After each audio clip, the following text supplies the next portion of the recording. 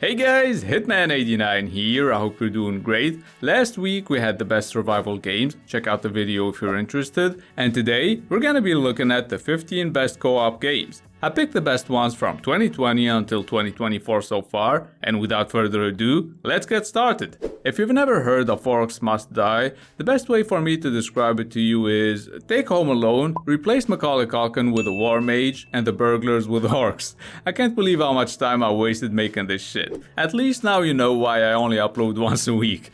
Back to the game though, you and your friend will have to set up tons of traps and then face waves upon waves of orcs. The first half of the game is way too easy. It's basically a walk in the park, and then, out of nowhere, you hit a difficulty spike and shit gets real. But then the game goes back to being easy until you beat it, which should take around 10 hours. It's really fun though. And I know Orcs Must Die 3 came out a couple of years ago, but I've only played it now because it just landed on Game Pass. Speaking of which, special thanks to Xbox for providing me with a PC Game Pass membership. Now at number 2 we have a completely different game, and even if you're not into survival games, you might find V-Rising interesting, because what makes this game unique is that here you play as a vampire. You still have to mine copper and chop down trees though, but you can unlock all kinds of forms that you can transform into. Oh, and you can also enslave people by controlling their minds and making them mop your castle's floor and clean the windows. Now you can't really do that, but you can definitely make them guard your castle and do your chores. Last but not least, the combat system is real good.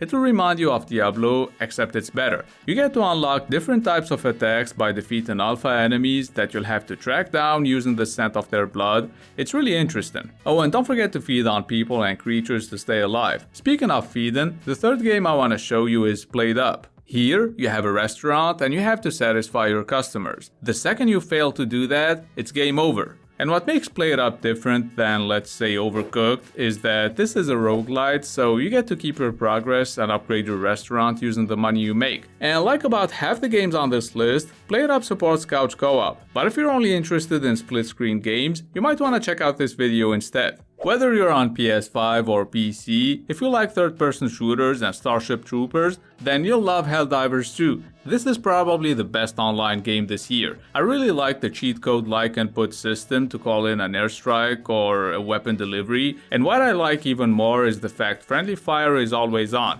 So almost every time you throw a grenade or call in an airstrike, you take out half your team. At least that's what I do.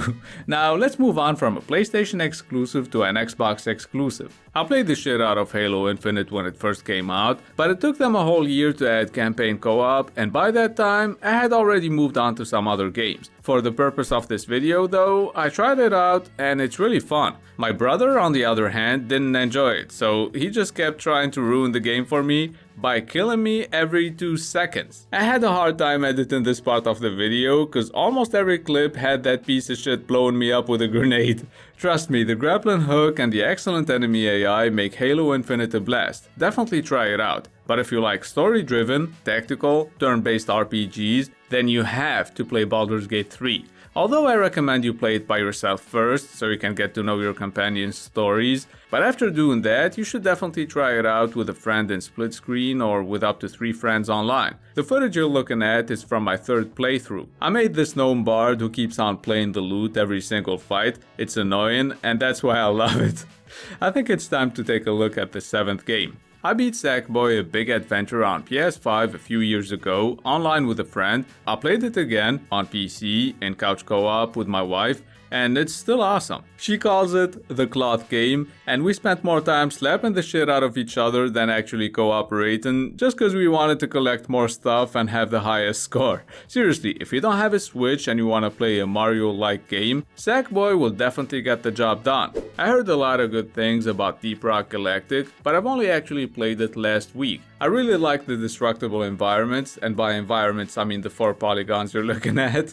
I also like the 4 distinct classes, and most importantly, the procedurally generated levels. No wonder people are still playing this game. If you don't have a PS5 and you want to play something a tiny bit similar to Helldivers 2, get Deep Rock Galactic. But if you want a much more challenging game though, check out Remnant 2. For real, make sure you can handle it or you'll just be wasting your money. Cause I played this game with my brother and we got stuck on the very first boss fight.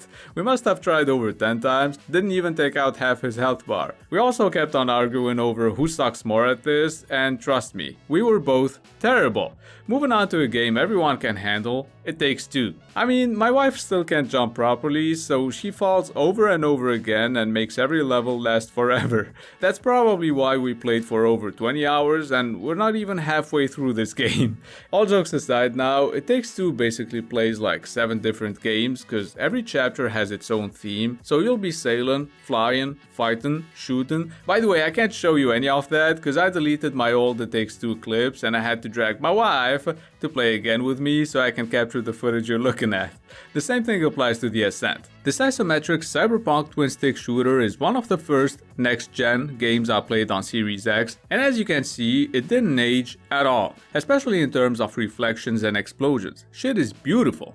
It's also challenging, so make sure you and your buddies aren't under-leveled or you'll struggle pretty bad. It happened to me, so yeah. Now if you're more of a zombie exterminator type of person, then you might want to check out the 12th game on my list. For me, Dead Island 2 is way better than Dying Light 2 because it's fun right away, it looks pretty damn good, and the gore system is just awesome. I don't know about you, but I love that shit. So grab a couple of friends and punch, slice, stab, and dropkick zombies all over LA.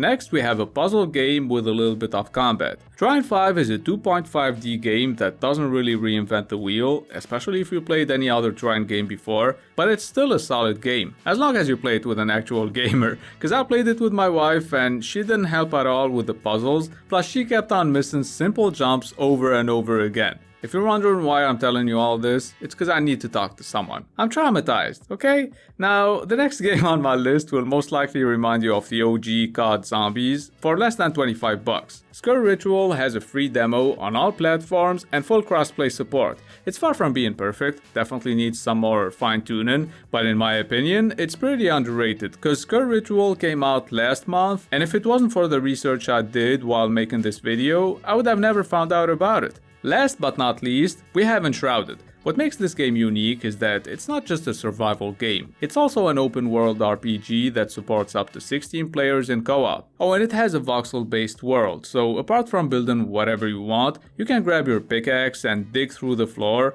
walls, and any breakable surface. I wish more games had that. The combat system is pretty deep as well, so if you're looking for a game to play with your significant other, your buddies, or even your kids, if you're an old fuck, Enshrouded is worth every penny. And that's gonna be it for the best co-op games to play right now. I tried to make this list as diverse as possible out of the games we had from 2020 until now, so I really hope you found a couple of good ones. Please don't forget to subscribe and hit the thumbs up button if you like the content. We'll have the best Xbox games in a few days, and then the best looking games ever, so stay tuned. It's been Hitman89, see you guys very soon.